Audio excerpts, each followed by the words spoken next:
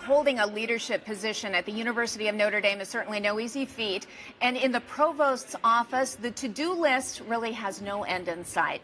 Tom Burish and the Charles and Jill Fischer Provost and Jim Morrison, the Assistant Provost for Strategic Initiatives, are working constantly to make Notre Dame the very best that it can be. And they both join me now to tell us a little bit more about what you two do on Notre Dame Day.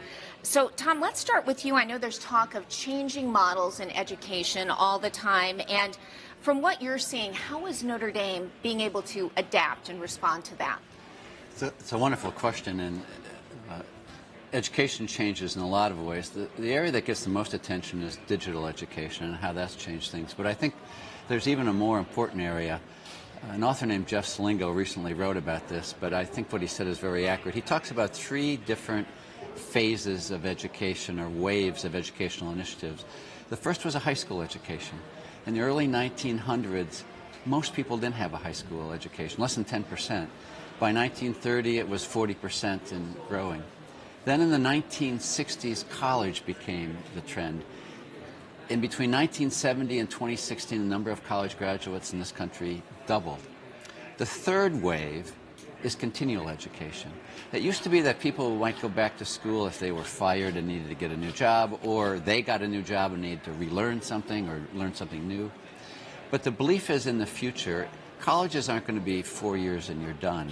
It's going to be a continual education throughout life, both because jobs are going to require continually updating what you know, things are moving so quickly, and because some people will move from one area to another. One of the most exciting of those is that there's the belief that people are retiring in their 60s, sometimes late 50s, 70. They're in good health, they have some resources, and they're going to live for a long time. They don't want to just play golf and that's the end. They want to do something else meaningful. That will require some new education of what should they pursue. Probably something different than their occupation had been, but something that's a passion for them. And universities, including Notre Dame, are going to have to try to address that. And take the lead and help us all reshape our attitudes. Jim, how do you think the new Inspired Leadership Initiative helps to fill the need in the higher education continuum? Yeah, well, absolutely. As Tom mentioned, lifelong learning is this new revolution in higher education, and one that we're committed to advancing. When we think about the literal definition of retirement, we think of ceasing to work or to withdraw or to retreat, but this definition fails to capture what is really happening in terms of modern retirement. As Tom mentioned, we're living longer, healthier lives, and so today, for many, 70 is the new 50 and 60 is the new 40. And people are anxious to pivot from their traditional careers and define that next act, and often with intentionality around purpose and meaning.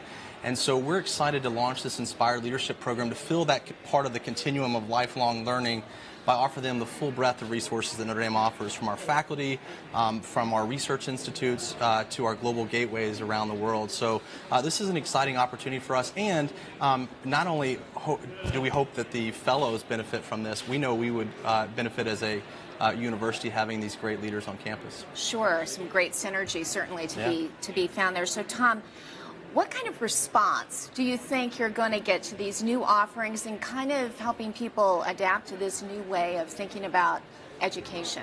The response has been much more positive, frankly, than I thought it would be this early in the process. And there are two groups I would talk about responding. One is the on-campus group, our faculty, the deans and others. Are they excited about offering these individuals who will come into their classrooms, who will come for lectures, to be part of the environment at Notre Dame? And the response has been overwhelming. We have a great team. Tom Schreier is heading this for us. Professor Chris Stevens is part of it. Joan Ball, Lauren Fox, they're the group that's putting this on. They've talked with over 125 faculty on campus and had an overwhelmingly positive response. The other group we look at is, what about the community of people that we want to attract to this? It has been unbelievable. Other universities have had this program. Harvard and Stanford have had it for a while. Minnesota and Texas started this year. They've had wonderful responses. We wondered, would we get the same? and we have a lot of expressions of interest from alums and from people who are not associated with Notre Dame but have read about our program. It's gotten some national attention in the Forbes, New York Times, Wall Street Journal, places like that, and the response has been overwhelming. So I think it's going to succeed more quickly than I thought it might succeed. All right. So really, you're still on the cutting edge of this, with so few institutions really having taken the lead. Correct. We actually haven't started. The program itself won't begin until fall. It takes a little planning. Takes a little planning.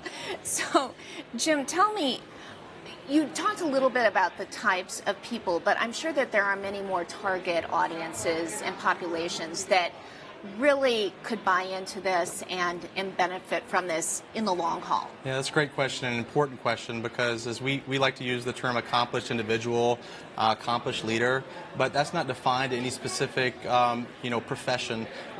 The richness of this program will come from a diverse cohort representing all types of sectors and professions, from policymakers, from industry leaders, from government leaders, from church leaders, from a superintendent of a K-12 school district, or from a professor that's retiring from his traditional research career and teaching career, etc. So the breadth of possibilities of individuals that may benefit from this is really tremendous, and I think the strength of the program will be defined by the diversity of that cohort, because we've learned from other programs that are working on this that the cohort and their connection and the connectivity, because they all find themselves in that same stage of life, has really been a tremendous asset to both the individuals and the overall quality of the program. Mm-hmm.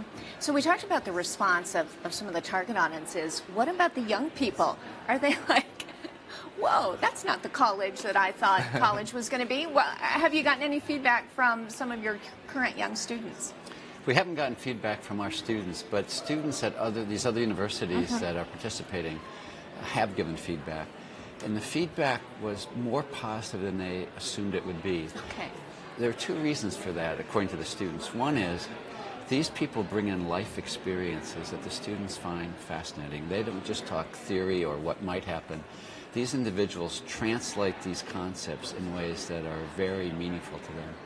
And the second is the context that they have made that help them with interviewing skills or job skills or what might you do here and there. They become informal advisors to some of these students who are very grateful for that experience. We think the same will happen at Notre Dame. All right, very good. And I know we're just about out of time, but Jim, quickly, I know you're visiting some of Notre Dame's global gateways. That sounds exciting. What can you briefly tell us about that? Yeah, just very briefly, I think when we think about the resources to provide these fellows, to give them the opportunity to be inspired for their next act, the global gateways will be a resource that they'll have available to them, whether it's visiting with connections and resources that we have in Dublin or Rome or Beijing, Jerusalem. The global network and the opportunities for our fellows to not just have an inspiration, but to take that inspiration and move with it by connecting to thought leaders and people from all over the world to hopefully help inspire them on their next act. That's what this program is all about. And so the global gateways, I think, will be a defining attribute of this program. So we're excited to offer that to the fellows. Very good. Gentlemen, thank you so much. We Thank probably could continue to spend another hour plus on this, but we'll look forward to hearing about more in the future. Tim Burish and Jim Morrison, thank you both.